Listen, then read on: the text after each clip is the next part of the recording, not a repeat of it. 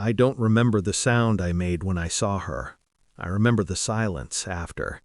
She was curled against a fallen log, leaves stuck to her hair, blood dried dark along her sleeves. Breathing, barely. Her eyes found mine before I reached her, and that's when she spoke. Flat, practiced, like she'd rehearsed it for courage. "It was Grandma," she whispered. "She said my blood was dirty."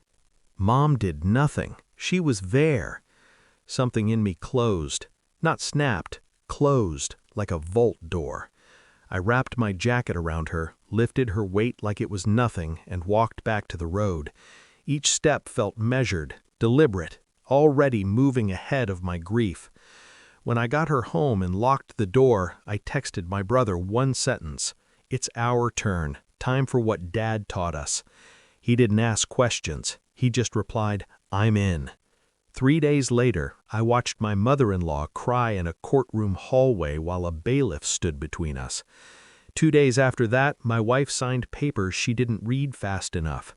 By Friday, my daughter was asleep in a hospital bed with guards outside the room, not for her safety from strangers, but from family.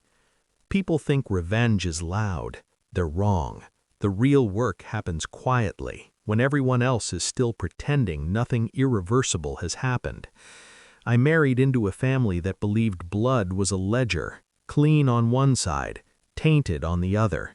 They never said it outright at first. They hid it in pauses, in who got hugged longer, in prayers that sounded like blessings but felt like warnings. My wife learned to survive by being invisible. Her mother learned to rule by fear disguised as tradition.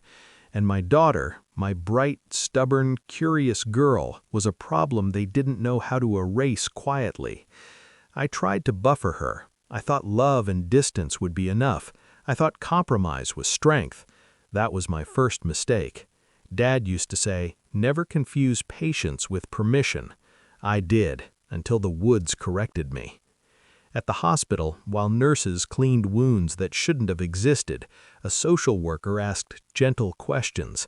My daughter answered without drama. Dates, words, who held her arms, who told her she was impure, who stood by the tree and watched. My wife didn't deny it. She just said, "I froze." That was the moment grief finished its work and planning began. I went home that night and opened the old safe Dad left me. Inside were documents, contacts, and one handwritten note I'd never taken seriously. If you ever need to protect what's yours, do it clean. Evidence beats rage. Time beats threats. I slept 4 hours. Then I started building a case. Step 1 was containment. I filed for an emergency protective order before sunrise. The judge saw the photos. He didn't ask many questions. By noon, no one from that family could come within 100 yards of my daughter. Step 2 was documentation. My brother pulled records, school reports, old medical notes that suddenly made sense. Bruises explained away, absences justified with religion. Patterns hide in plain sight when you stop wanting explanations. Step 3 was leverage. My mother-in-law ran a non-profit, community-facing, donation-heavy, untouchable, she thought. Dad taught us that institutions rot faster than people when light hits them. We didn't leak. We didn't threaten. We filed formal complaints with attachments, dates, witnesses, financial discrepancies she'd been sloppy about because no one ever challenged her. Step 4 was my wife. That one hurt. I offered her a choice quietly, with paperwork on the table. "You cooperate," I said, "calm as a contract, or you lose everything except supervised visitation. Decide now."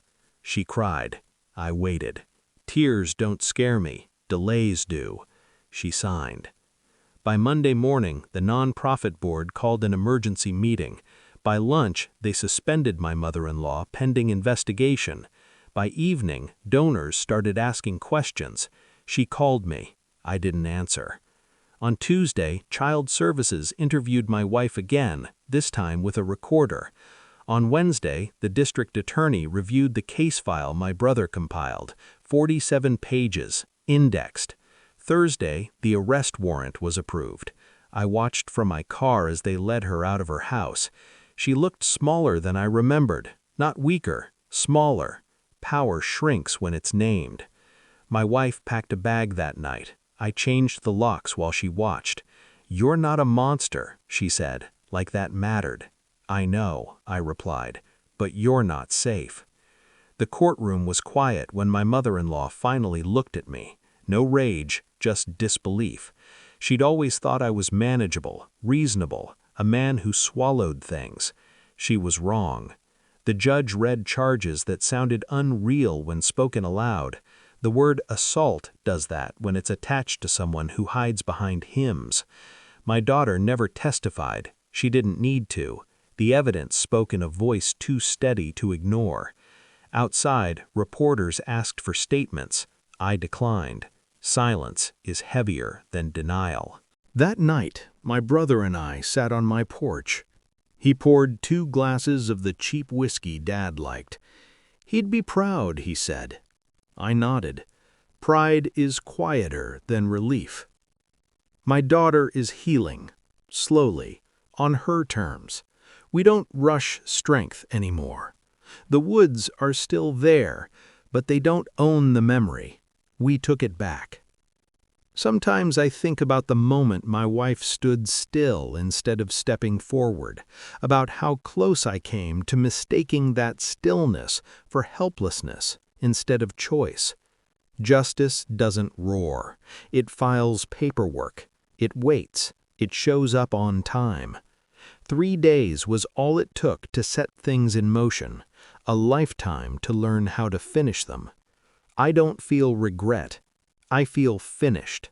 And if anyone ever mistakes my calm for weakness again, they'll learn what my daughter already knows. I don't raise my voice. I raise outcomes.